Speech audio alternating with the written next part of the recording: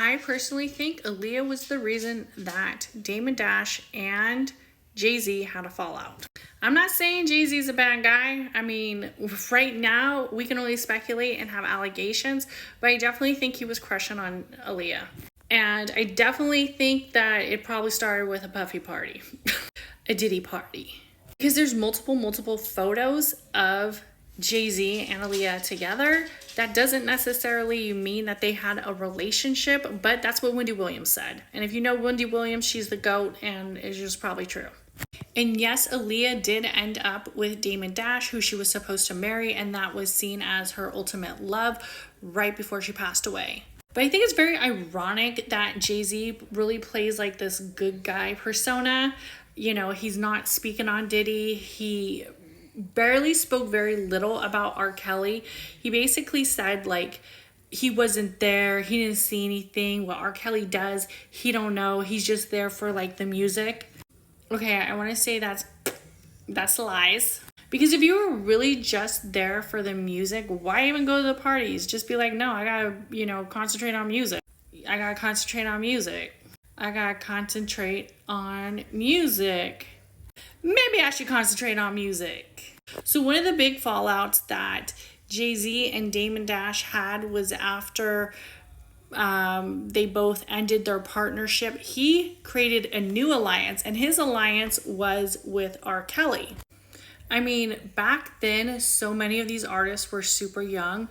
Like, Foxy Brown was super young. Mary J. Blige was pretty young too, but she was an adult for the most part. I mean, I'm sure it was very hard to distinguish partying and creating music, and it would just all probably felt like a mirage of a good time and being freaking young and successful. But basically what happens is RKelly forced Aaliyah to marry him, and he abused her. Aaliyah shared stories with Dame Dash. She told him everything that RKelly put her through. For whatever reason, after Dame Dash and Jay-Z had a fallout, he decided to basically work with his arch nemesis, with Dame Dash's arch nemesis, his enemy, because your girl's ex is automatically the enemy, right? Like, that's just how it is, especially one who's like an abuser.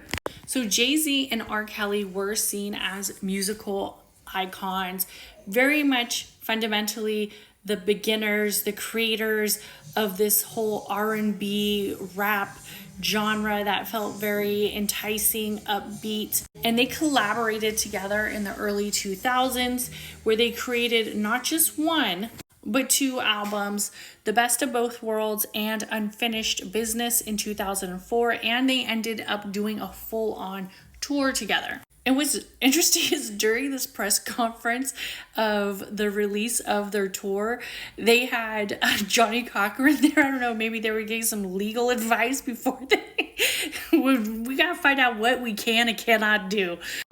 Sean Combs was there. Magic Wandon. He is a professional, let's just say, P. Another one. This one is a professional.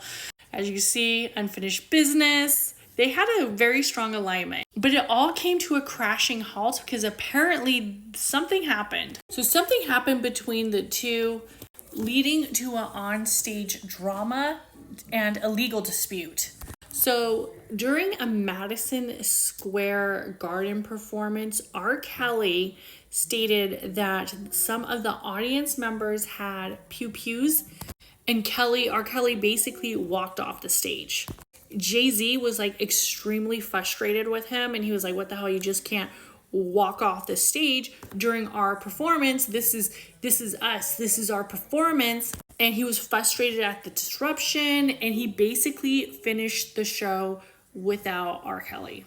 So then after that happened, RKelly basically filed a $75 million lawsuit against Jay-Z, accusing him of sabotage.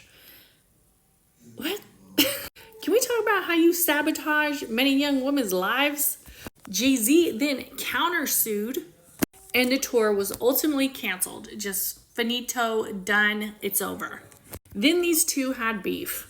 And then this is when you kind of see that Jay-Z starts to get a little bit more close to Diddy, I would say. And then basically what started to happen is after that, RKelly's all the accusations and of course criminal charges started to come out, and everybody saw who RKelly was for a lot of sexual misconduct and abuse. I can't really say too much on this platform. And their relationship ended. But we have to remember Jay-Z, Sean Combs, and RKelly were all in this same inner circle. And I think Jay-Z should, I don't know. I don't know. I think he's just going to ignore it. But I basically, he's probably going to ignore it. He's probably going to say something like, I never saw that side of Sean Combs. I think it's a lie. Because I think Jay-Z was very much involved. Maybe not now, because he's married to Beyonce. Beyonce does no wrong. But back in the day, he knew what was up. And he was probably a part of a lot of stuff.